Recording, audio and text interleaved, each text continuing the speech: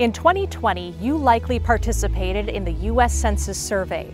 The U.S. Census is taken every 10 years and is an official count of people living in the U.S. It provides detailed information on things like race, geography, education, public health, and so much more. Now that the results for the 2020 census are in for Olmsted County and the City of Rochester, we can now begin the process of redistricting for our area. So what is redistricting and why should it matter to you? Redistricting is the redrawing of electoral district boundaries every 10 years to account for population shifts and growth over the previous decade. Redistricting impacts all levels of government, including the U.S. House of Representatives, the Minnesota State Legislature, local school boards, city councils, and county boards. The names you see on your August 9th primary ballot in 2022 could also be impacted because of the changes to district boundaries. The first step in the process in Minnesota is the state legislative districts.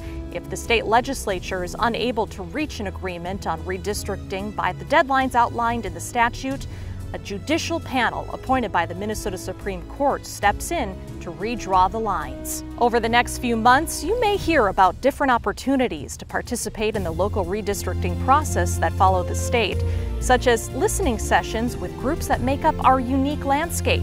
The Minnesota Office of the Secretary of State provides guidelines to local jurisdictions, which include the required deadlines.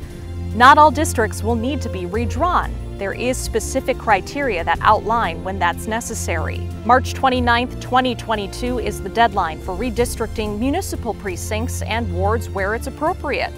And April 26, 2022 is the deadline for all other districts to be completed. That includes county commissioner districts, school board member districts, and soil and water conservation districts where appropriate.